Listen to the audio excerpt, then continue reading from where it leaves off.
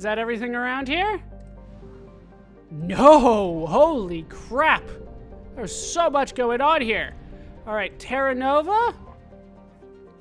Terra Nova was one of the Class 1 colonization prospects discovered by the first wave of Alliance surveys in 2150. It was the second human extrasolar colony and the first beyond the Charon mass relay. It once boasted the highest population of any formally endorsed Alliance colony, but in recent years, threats of Batarian attack caused many to emigrate. The name Exodus Cluster became all too apt. The Reapers landed on Terra Nova after a brief battle with the Alliance's 6th Fleet. Aware that it would lose, the fleet retreated in hopes of meeting with allies and retaking the planet. Intelligence indicates that the Reaper force here is light, and debate rages over whether to try to liberate the planet, or if such an effort would prove futile if the Reapers sent reinforcements. There were 4 million people here. It was the capital of Scott, founded in 2152. All right, so where are they coming from? It looks like down and to the left is my escape here. No surprises. We're trying to do this quickly. All right. This way. It just kind of fluctuates a little bit there. There we go. What do we got? Alliance Cruiser Shanghai. All right. We got Shanghai. All right. Are they coming for me or not yet?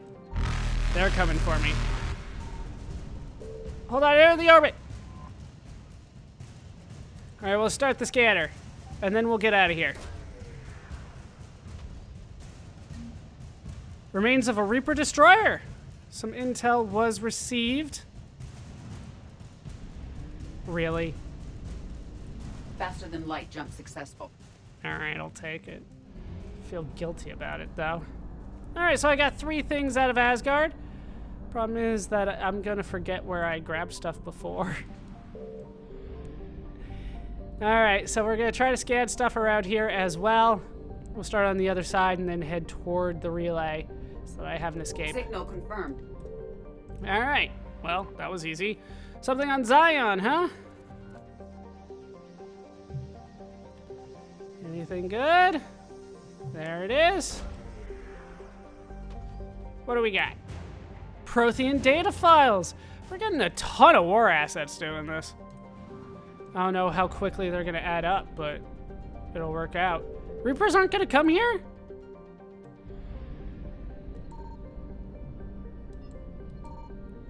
Like, I'm not seeing any Reaper activity, so I'll just scan everything. They're just hanging out with Thor. 200 units of fuel. I'll take it. And that's everything in Utopia. Asgard still needs some work. We'll go hang out with Odin and his friends later. Back to the Apien Crest. Yeah, we'll deal with the rest of that some other time.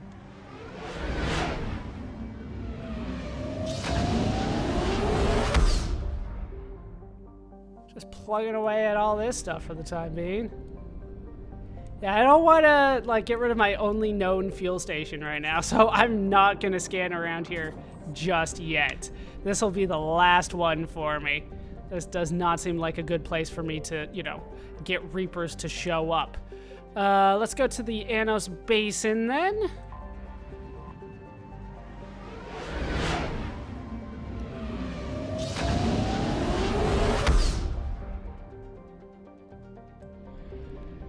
Alright, there's not too much going on around here. Oh, there's another thing, and there's no Reapers or anything like that. Hail juice.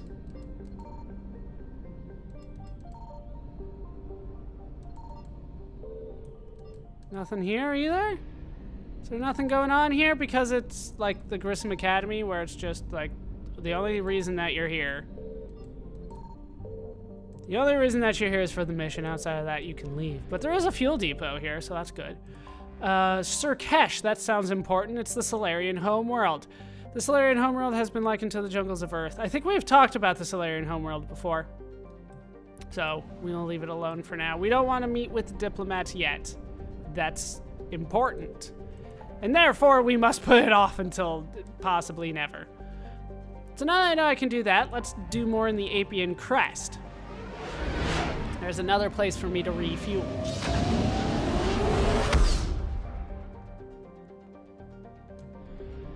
Alright, so where can I go from around here? We'll start here in Gemme, because I haven't been there yet, apparently.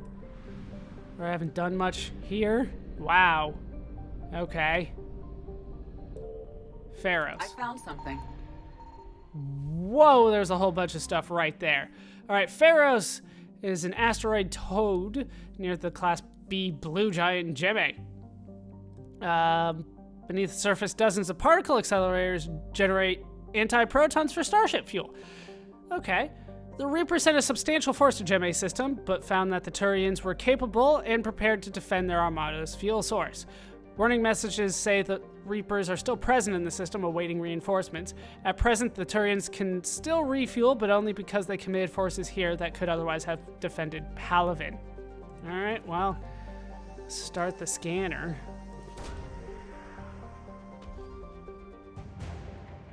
Turian 79th Flotilla has been acquired.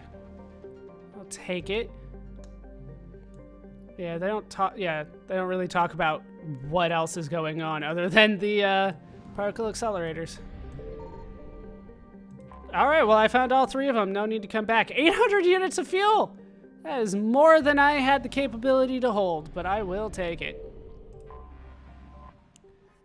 And then 750 more. Super. I should have guessed that they would be wreckages, but you never know. Plus, I would have had to find them again.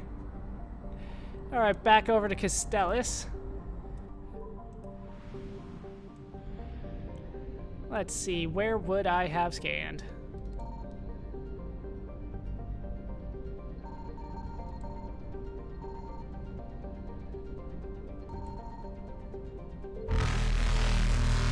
There it is.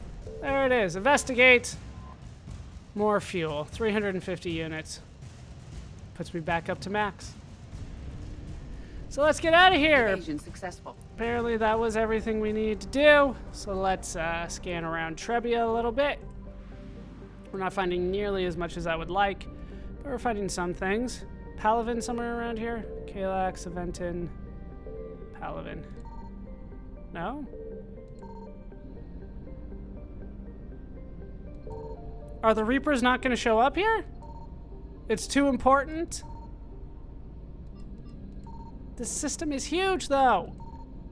A lot of empty areas around here. Maybe there's nothing here because it is too important.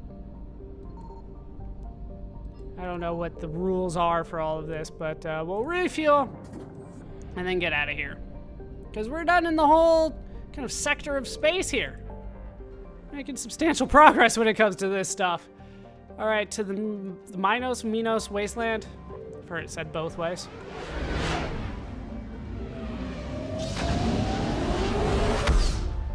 With a lot of the Greek stuff, they pronounce it many different ways. So what's going on here? Pietas, Aquitas, and Vir.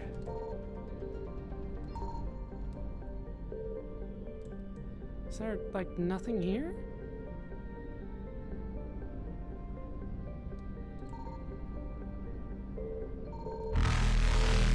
There it is. Shit.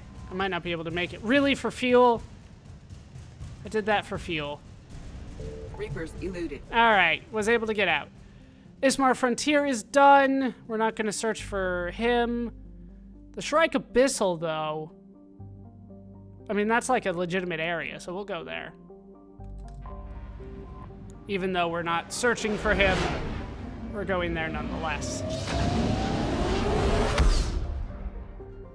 It is DLC. I probably can put it off for a while anyway. What do we got going on? Vemoska, Aphros, Sadaban, and Tosalnim. This is probably the one. There's an extinction event. Similar craters to those on Aphros. Created dust shroud that killed 99% of biota on the planet. Super. Got wiped out a long, long time ago. So this is the one, Aphros. This is the main one. This is the world. A heavenly twin, a planet in the star system that has not one but two worlds of sufficient mass. Right, so there's two things here. A sapient terrestrial avian species. I think we've talked about that one already, so we're going to move on. So where do I want to go? All right, we're not going to go to Thal. We're going to head to Urlarast. What is here? Bovis Tor, Talisphia, that seems like the terrestrial world. Planet capable of supporting life if that life happens to breathe ammonia. The Reapers found Talisphia easy prey. The independent planet had a defense fleet only sufficient to handle small-scale actions. Its high population and industrial base, once a deterrent to war with other Terminus system worlds, has only served to attract a larger number of Reapers than usual. Wow, 385. There are 3.8 billion people here. Discovered by Asarius explorers, so they were Asari here. All right. Signal confirmed. Yeah, no surprises there. Let's scan. Over here somewhere. Come on. There it is. Takes a long time to work around these planets. Prothean obelisk has been found. Super. That sounds very, very nice. All right, that's 50%. Where are they coming? Mostly from the top? There's one there and one there. Easy escapes out of here.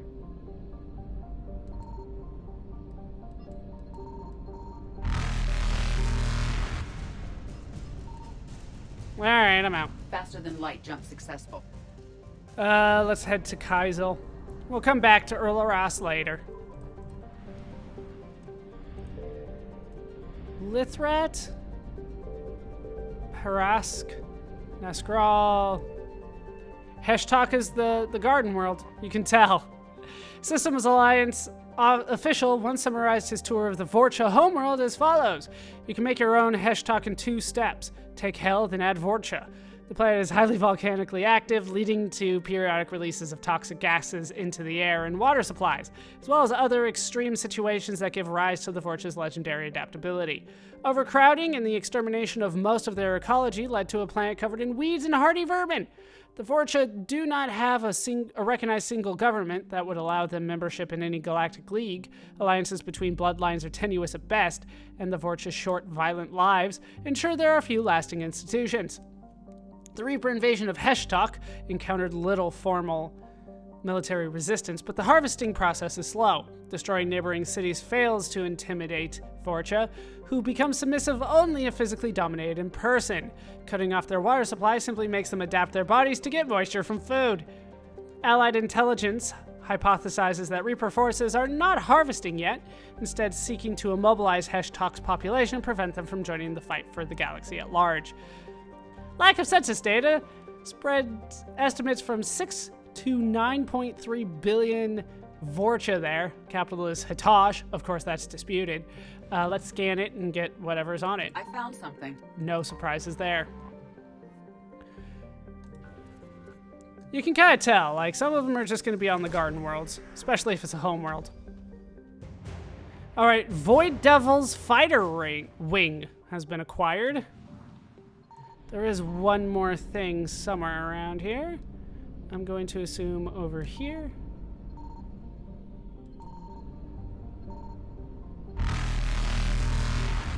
Damn it.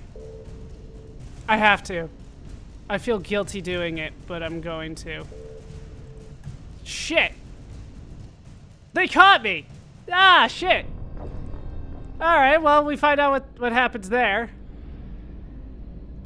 So I don't have anything here. I found something. We know there's something here, and they do speed up. They do eventually get faster than me. It's fuel. I died for fuel. And it's not like it's a huge loss from dying either. It is a game over, but who cares? Who cares? At the end of the day, it just starts me off in the same spot. All right, Void Devil's fighter wing found again. Like, this is not a huge deal.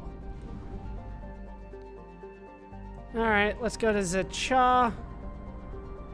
Or Shecha. There we go. That's better. We'll see if we can't find anything. Signal confirmed. Wow. All right. 2 spots right off the bat. Zadaban. Zadaban is a large, dense planet named for a Volus god of punishment. It's rich in uranium. Plastics from a mining station approximately 50,000 years old can be found near the equator. It's a mining planet, essentially, though. There we go. 10,000 more credits. That'll get me quite a bit of fuel. What do we got here? Fuel station. Well, 150 units of fuel. And that's everything around here, so we will just go ahead and leave. All right, Sigurd's Cradle, Cerberus's lab is here.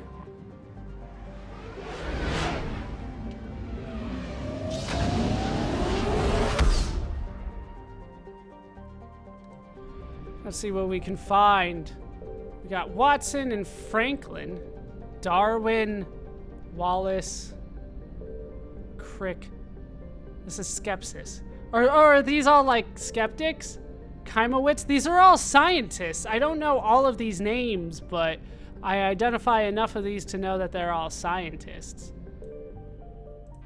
So, Watson's the garden world. Watson is known in human media for 2 things: its spectacular tides brought on by a large moon, and the bureaucratic snafu over which Earth nations got to settle there first. Watson is a garden world, first discovered in 2165 of the Common Era, with credit claimed by the Chinese People's Federation, the United North American States, and the European Union. The system alliance brokered the infamous Reykjavik Compromise, allowing limited colonization from each coalition in cities comprised of populations from each nation. Watson itself trends colder than Earth, with a temperate zone measuring above about 30 degrees latitude in either direction from the equator. Its life does not easily map to Earth's evolutionary eras. Some islands have species that resemble terrestrial placental mammals. Others are overrun by arthropods. Some have, what you would say are mammals, and then others have, scorpions. Bugs, giant bugs. It is estimated that at least 2 more generations of xenozoologists will be needed to properly classify all the species of the planet. All right, we'll scan there eventually. There's got to be something good. We'll just completely ignore Cerberus's lab for the time being. I'm not particularly interested in doing that just yet. There's nothing else here, so let's go ahead and start scanning. I assume there. I found something. Shocker. Also, no. Oh, there we go. The Reapers finally showed up. Yeah, Watson's got to have something. Come on. You pointed me like straight up, and then you're like, nope, never mind. Oh, now it's down. Screw you. I hate this scanner. All right, Javelin missile launchers have been acquired. And that's only half of it. So let's, oh wow, they give me so much opportunity to scan around here.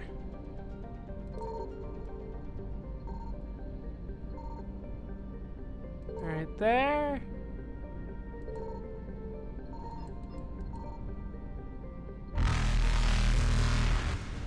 All right, let's just go.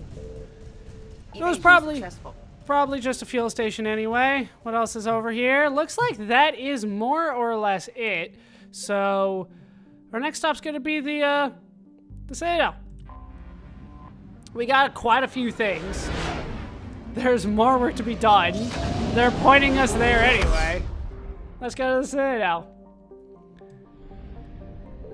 Before we do though, I did want to check on the war assets. I'm sure there were quite a bit more war assets. I'm kind of interested in what they are. So let's see what we got. Let's see what my readiness is now. Wow, all right. So we're a lot further up now. I'd say that's about 75%, maybe 80%. All right, Governor Grothin Pasnes.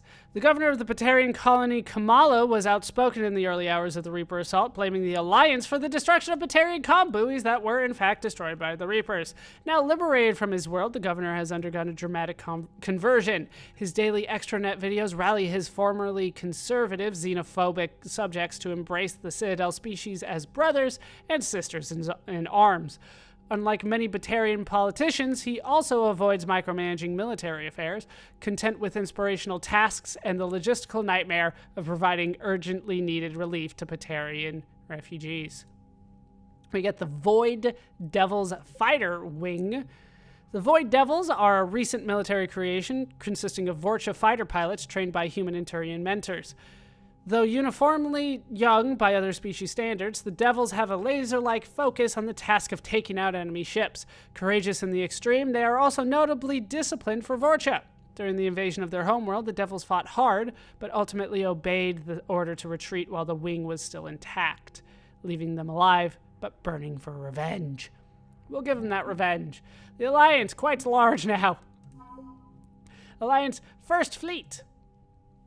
The first fleet was stationed near the Charon, we went over this. Updated, the SSV Agincourt was one of the many Alliance ships that saved the colony world Elysium from pirates and slavers during the Scythian Blitz in 2167. In order to stay with his vessel and crew, the captain refused promotion after the Blitz. That's all they're going to say about that. All right, Alliance Spec Ops Team Delta. Half of Team Delta's officers have an N5 designation with a few N6 soldiers in the ranks. They specialize in conflicts outside Citadel space. Delta is known for strict admission standards, professionalism on high-stakes missions, and the Alliance's loudest parties. When asked how senior staff look at their off-duty rowdiness, Captain Matthew Brown was quoted saying, "After the shit we went through in the Terminus systems, they're just happy we're not burning down the base." Then we get the Alliance cruiser Shanghai. The Shanghai's most important part in the Reaper War to date was the evacuation of the colony Ukbar. Alliance intel reported Reaper forces headed toward Ukbar, but as a cruiser, the Shanghai was unable to land on the medium-gravity world. The Shanghai's captain quickly dispatched all its shuttles to help transport hundreds of colonists onto the ship. Making over 41 shuttle runs in a single hour, the Shanghai managed to evacuate the entire remaining population. When Reaper forces arrived, Ukbar's capital city was as empty as it had never been inhabited at all. Good job, then.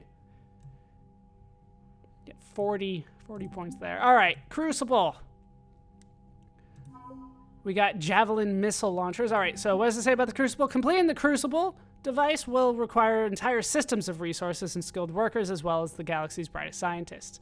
Yeah, we're working on it.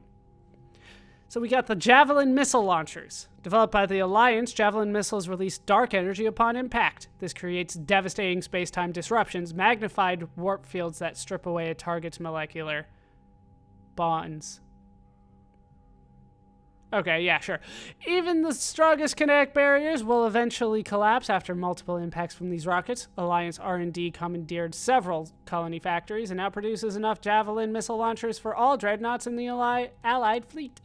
We also got Prothean data files. These Prothean disks were found years ago on Eden Prime, recovered a few months before the discovery of the Prothean beacon in 2183. For years, the data on the disks was incomprehensible until the Crucible's blueprints provided the key to understanding the equations. Locked inside the disks were theories on dark matter meant to be used with the Crucible's main power source. So we're finally getting those data disks from the first game to be relatively useful. Whatever happened to them? So the Turians are on our side. The threat of Turian firepower once kept entire enemies and armies in check. Now the hierarchy's vast fleets and numerous soldiers are needed to win the largest war in galactic history. We got the 79th Flotilla. They were apparently hard to find, these guys. The Turian 79th Flotilla distinguished itself during the Krogan rebellions when they clashed with Krogan warships above Jageris. The 79th sacrificed themselves in great numbers to bring down Krogan vessels attacking the colony. Centuries later, the flotilla continues to rely on speed and stealth to harass the enemy. They run interference, divert fire, and make bombing runs on enemy ground units until anti-air defenses manage to target them. It's a hell of a war asset we got throughout all this. Our effective military strength's up to 722. Our total military strength is 1445 because, once again, the readiness rating is at 50%. Not sure what that officially means. I'm told that it means that, I am told that it affects the ending. That I need that as high as I can to get the best ending, which is not surprising. That's how the last game worked. So, I'm not entirely sure, but I'll probably put it off until the end because I take like week-long breaks between doing it. So we might do a few multiplayer missions to try to get that readiness rating up or something like that. We'll have to see. But Commander Shepard. I'm not sure what the number I'm going to need is for the best ending, but that's what I'm aiming for. You know, the best that I can get. But we will try to get more of that next time. That is going to do it for these parts of Let's Play Mass Effect 3. I've been ballerscuba. I've been joined as always by the Scanner-in-Chief, Mariah Shepard. Hope you guys have enjoyed these parts. Hope you laughed. Hope you learned. Hope to see you next time. Thanks for watching.